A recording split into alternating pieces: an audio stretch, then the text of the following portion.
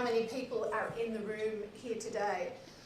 It is actually a pleasure to hear the government actually putting forward what will be, I think, quite an important step for Australia in reducing emissions over time. So the goals in which Minister Bowen talked about in terms of affordable EVs, actually reducing costs for average Australians, working through consultation with industry, I think is key for Australia to move forward in EV adoption overall.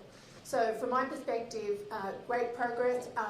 Bring on September so that we can all have the submissions and hopefully a resolution for a national approach with state, local governments and industry participating. I think it's a great step forward. Mike, what did you think?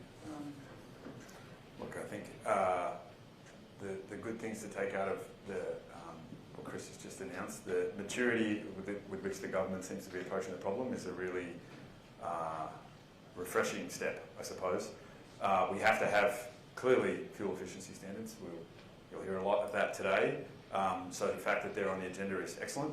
The fact that, as someone, Robin, who builds cars that have great speed, the fact that we have a date in September for consultation, and we hope that process moves fairly expeditiously, because as BJ talked about, the speed with which we get this adoption comes to how fast these standards get implemented. So we hope there's expeditious speed in there. And I think most importantly, and I'm sure we'll talk more about it, is the fact that our standards cannot be a step forward from where we are today. They have to catch up to where the rest of the world is. The problem is right now we are far behind the rest of the world.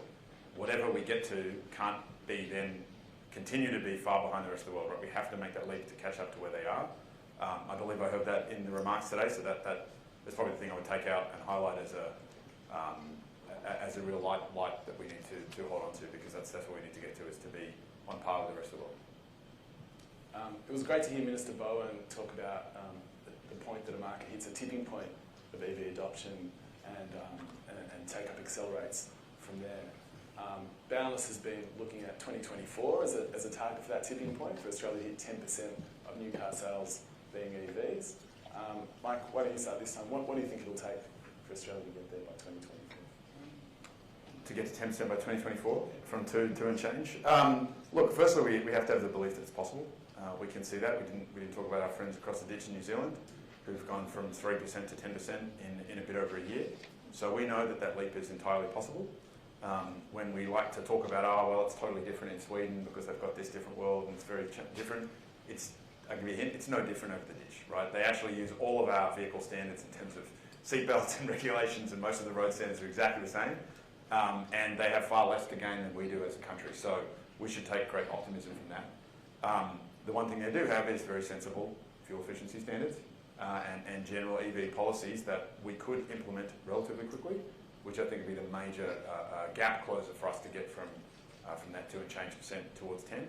Again, 10 is a really big tipping point. It's been seen globally, as you've mentioned, around the world. And I think that's obviously what we need, and the question is how fast we can get that implemented. I mean, Robin, is Tesla's brought in the majority of the 2% that we're already getting? Is Tesla scaled up to get us to the 10%? And what do you think? Yeah, I mean, I think very much in terms of what it will take is education. So forums like this, in terms of educating the vast population out there about EVs, because quite honestly, there's been a lot of FUD in the past in terms of what EVs can do and can't do in terms of your weekend activity. But from my perspective, that's number one thing. The second thing is the charging infrastructure, because range anxiety is real. Even though latest models can get up to 500 k's in terms of range, but people don't know that unless you're driving an EV. And then to me, the other thing is the incentive around the efficiency standards and the fuel standards. To me, that's a really important part of this, because whilst there aren't models across all of the categories of transportation today, there will be. And so the sooner we can get those standards out there, the better the industry will be prepared to actually have a roadmap to get to all of the different categories of transportation in Australia. So for me, that's a really important ingredient for the long term. the way I think about it in terms of an analogy is that, you know, we're behind the pack. It's like that high school student in year 12 who knows that they've got exams in October and we're in March and they haven't actually opened the books yet. So the reality is we've got to start squatting. We've got to set that roadmap up. We could give up and say we're never going to get there, but the reality is we can and we should. And having those ambitious targets to actually contribute to the 2030 real reductions that the government's put out, to me, transportation is part of the low-hanging fruit of getting there. And we've done it before. I am old, so I was around, excuse me, in the vehicle space when we went from leaded to unleaded petrol. You put out the marker, you say where you're going as an industry, and everybody lines up to get there. So from my perspective, I think they're the ingredients that we need. I think one of the things we've seen from all the comments today, again, I use the word maturity as someone who's driven an electric vehicle, a few of Robin's wonderful cars, for 9 years now. I haven't missed a weekend and I actually live in rural regional Australia, so we can kind of dispense with a lot of that fight, as was said. The second thing to point out is that the demand is real. Like we see that in the room here. You know, we've had to sort of not let people in. And we see that in all the queuing and the waiting and the frustrations. You know, BJ talked about it's like winning the lottery to get an electric vehicle. Like we should be ashamed by that. That shouldn't be the case, right? And the sort of the narrative that people don't want these or it's going to change. Like I think we can hopefully put that completely behind us and realise that demand is not the problem at all. The problem is entirely about supply. So we should just focus on the supply problem. We are well progressed in terms of charging infrastructure, and I think we'll continue to improve there. But really, it's about a supply problem, and that's the fundamental sort of brick we need to remove so that we can get through. Okay, so let's get into the detail a little bit. We've heard that fuel efficiency standards are a big part of the solution of unlocking supply to Australia. We've heard Minister Bowen say that they're going to open up for submissions. Tesla will be writing a submission. I'm sure most of us will be writing submissions. But what does a good fuel efficiency standard look like? I'll start. So to me, we've got to catch up to the rest of the world as quickly as humanly possible. So having a standard that doesn't get us close to meeting the European or US standards, I think doesn't cut it. So having that ambition of having a global leading standard, or at least in keeping with the global leaders, I think is really, really important. And I do think 2030 is an important date. That we've got to have a date by which we're reducing materially the emissions from our vehicle fleet. And it isn't just about EVs, it's also about reducing the pollution and the emissions from petrol vehicles. Because as I said, there's not a range of vehicles that covers all of the requirements of a market, but they will get there over time. But to me, what we can't accept is the world's dirtiest cars in Australia. And that's what we have today, and that's increasing. And again, having seen this movie before, if we actually are out there talking about what the standards are for petrol vehicles as well as for total emissions, it's really important that we put that out there so that we can clean up our act before we get to a fully electric world. I think I would add, look, again, we talk about 2030 a lot, just as a reminder. It seems like a long time away. It's 100 months next month. So you can start your clocks from 100 months and start counting down. That's not a lot of months. So expeditiously doing this is probably one of the more important factors. As Robin said, it just has to be on par with the rest of the world, right? And so we're lucky in a little bit of a way, let's take some optimism, that there are many examples of this in the rest of the world, both of the standards and the numbers, but also how they've been implemented and the effects of that. That lets us watch and see what's worked best and presumably take best practice. We shouldn't be ashamed of copying from what's best in the rest of the world. And one of the parts of what has worked well is these cannot be voluntary standards, right? There must be compulsory standards and they must have teeth, right? We currently have a voluntary standards regime, right? I joke about it, it's like marking your own homework. It's actually not, because no one has to mark the homework. You don't even need to submit the homework. The standards we have no penalties, no regulations, and not even any reporting. Right, so it's not even marking your own homework. It's literally just nobody bothers to even have a look at the homework, and you don't even need to do it. So they have to have some sort of teeth in them to get that balance. Again, there's lots of great examples of that around the world. That will send a very clear message to the industries, not just vehicles, but all sorts of other electrical transportation, about where we're headed, and then that's what brings the signal in, for those companies faster. You mentioned, not that long to 2030. It's also not that long to 2050, and considering that every new car on the road stays on the road for 10 to 15 years. If we start to think about the climate trajectory, the emissions trajectory, what does it mean for the Australian transport market if we're serious about hitting our Paris climate agreements in Australia? Well, look, we've congratulations to Minister Bowen and the new government. 43% is a better target than we had before. I think we're clear it's not enough is what we're going to have to get to, but as that target is 43% and will presumably go up between now and 2030, we have a lot of work to do. And again, transportation is a significant part of Australia's emissions, about 18%. About 2/3 of that are passenger vehicles.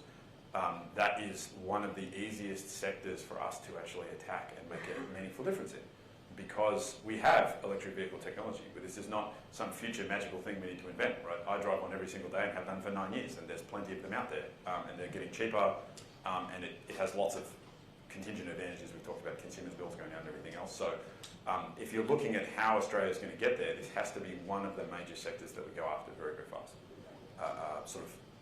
firstly. Secondly, I think if you look back at the stats, it's one of the sectors that's actually gone up over the last few years. So the problem we have is, since 2005, I think it's 5-7% rise in transportation emissions. So 12%, 12% rise, 8 tons of numbers, man. And so people don't realise that sometimes, that our emissions in transportation are actually rising. And so the first thing we have to do is stop them from going up, right, and then start them going down. So we should be clear that this is a sector with a huge amount of opportunity to contribute to that 43% and beyond reduction, but also that it is currently a sector that's taking us away from that. It's going in the reverse direction. So. Yeah, I totally agree. The other thing I will add, being a part of the technology sector for a long time now, over 30 years, great technology always has two parts. You always have the early adopters, but you also have the economic equation. And there's a crossing point where the new technology actually is much more affordable than the old technology, and you actually end up in a wholesale shift into that new technology. That is what's happening with EVs today. So my view is the economic equation is better than it was 8 years ago when I joined the board, or 9 years ago when we started driving EVs. It's better than it was even 5 years ago, because the cost of oil has gone up. The cost of the technology for EVs is coming down. Hopefully it will continue to come down. There are lots of battery innovations that are happening. We as Australians can actually contribute to that as we talk about the supply chain in terms of how we reduce the cost of EVs globally through battery technology and battery minerals. But to me, that economic tipping point is actually already behind us. And so I think that's a very important part of the equation. And I was very pleased to hear Minister Bowen talk through the economics as well, because everyday Australians are struggling with what's happening at the petrol pump each and every day. I love when you hear countries that put on a 50% target for EV adoption, because if you understand S-curve adoption of technologies, you never really get to 50%. It's kind of like the example Minister Bowen gave about Sweden. You go from 20% to 60% to 80%. Like 50% is actually a very unstable point that you just kind of generally blast through. So given that we're on that economic trajectory, we're trying to encourage take-up. Australia, hopefully we're going to move fast and we'll get to that tipping point. What are the opportunities for the wider economy in Australia to benefit? It's a huge change. The opportunity for Australia goes beyond that we're just going to be driving cars that are cheaper to run. What do you think some of the bigger benefits are? Well, I'll leave the mineral side and everything for Robin, who'll comment far more definitely on that. Look, from the individual, we've talked a lot about the individual consumer and reducing their costs. Again, your petrol bill on average for an Australian household is twice your electricity bill. So if you think how many column inches have been spilled, and I spent a bit of time in that space, on your electricity bill, right, it's a lot. The amount that's been spent on your petrol bill and how much you spend on that is far less, right? And that's before we get to things like maintenance costs and other things. So yes, we have to get the cheap supply in, but once we get the cheaper supply of vehicles, we understand that will reduce everybody's household spending. From a sort of a national economy point of view, we are a massive net oil importer. We don't have any natural resources in oil, particularly that help us with this equation, and that will completely change, right? The less oil we import, it's better for our balance of trade in all sorts of ways. We do have, as has been mentioned, a huge ability to generate our own electricity as a country, both nationally in terms of industrial scale and grid scale, but also individually, right? We have the highest amount of household solar adoption. One of the things you see with electric vehicles is your propensity to install solar panels goes up, I think, 3- or 4-fold once you get an electric vehicle. Because you suddenly realise, wait, I can make my own petrol, and it's very cheap to get it off my roof and stick it straight into my car. The economics of your panels get much cheaper, as does the economics of your electric vehicle. So we're actually well poised to do that from a sort of household economics on a daily point of view, and that's a really big point. And we've talked about emissions, so maybe I'll leave it to you to talk about minerals and other things which I'm passionate about. Yeah, I was going to say, Mike knows that I get quite excited about this topic. So I actually think that electric vehicles, battery technology is the biggest and best economic opportunity for Australia in a century. And I mean that because if you look at the bill of materials in terms of what goes into batteries, Australia has them all. And there aren't many other countries in the world that actually do. And we have a core competency in the first area, which is in mining.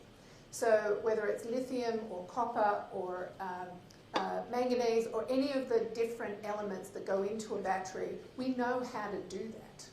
But last year, Tesla bought $1 billion worth of minerals. 70% of those came from Australia in terms of lithium. But what happens is we dug the rocks out of the ground, the spodumene rocks, and we sent them offshore to be refined. So no value add. So that $1 billion, a fraction of that comes back to Australia because of the way we've gone about the supply chain. What we need to do is to get the resolve to actually go up the food chain in terms of the electric vehicle and battery industry, because it's the same batteries that firm renewable energy as do power electric vehicles. And we're very, very early in that whole cycle. But that supply chain will start to be locked in for the next decade and for the decades after that pretty soon. So I was very pleased as well to hear about the government policy to actually look at battery technology as being an industry that we want to invest in as a country. And it is not just up to government. It needs to be public-private partnerships, because we have the know-how, we have the technology, we just need the will to actually move forward. We also have the capital. It is a very real opportunity for Australia to actually participate in that and become an energy superpower.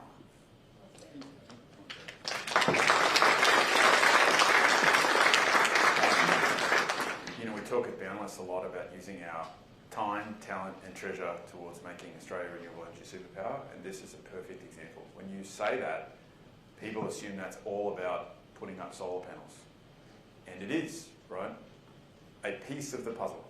Turning Australia into a renewable energy superpower, which is, I agree with Robin, the largest economic opportunity we've ever faced as a country, is about exporting our cheap energy. We should have the cheapest energy in the world, and we're going to export it. Now, we can talk about how we're going to do that via a wire. We can talk about how we're going to do that as hydrogen or some sort of material, but the category we leave out the most is by basically higher valued exported goods that come from a very cheap cost of materials, that come from a cheap cost of energy, and that come from using our national time, talent and treasure to go at that problem, right? Again, we have a huge amount of financial resources in Australia, we have a huge amount of talent in those industries, and so we should think about that as exporting our bounteous resources, our boundless resources, pun intended, of those renewable energy assets that we have and the resources assets we have as higher valued manufactured goods. Batteries is one fantastic and huge category example of where we could be doing that, but we should see that as a portion of being a renewable energy superpower as a country. Totally. And I think batteries are the stepping stone for both renewable energies in the firming of those technologies, but also in EVs. And there is no reason why we can't produce EVs in Australia. There is no reason. I came out of the car industry in Australia. I was with Toyota when we actually used to make vehicles in Australia. We've got the talent. With automation and advanced manufacturing, we can actually produce economically efficient vehicles here as well. So to me, it's just the will and the tenacity to actually work through what needs to be done. I might just also call out, we've got Ambassador Kennedy with us today, and obviously the US President Biden just signed the Inflation Reduction Act, and it has significant tax benefits and subsidies for EVs, and a lot of those subsidies are tied to the origin of the materials in those EVs, either from America or from countries that America's signed a free trade agreement with, such as Australia. So I don't think that's fully percolated through business and government understanding yet in Australia. What a massive opportunity that is to kickstart the processing industry in Australia, because America is going to be only subsidising vehicles when the materials come from countries like Australia and not countries like China, which is where most of those materials come from today. So back up that case of a massive opportunity for Australia. So, I mean, Australia, we do think of ourselves as different. We often say, you know, we can't do things like fuel efficiency standards in Australia because we drive utes and we drive long distances. The best selling car in Australia is the Hilux. I mean, how much of the shift is cultural versus political versus economic? Like, can we do it as a country? Of course we can. Right? So you just have to travel around the world. I mean, I spend a lot of time in the US. I've lived in the US. The cars in the US are big.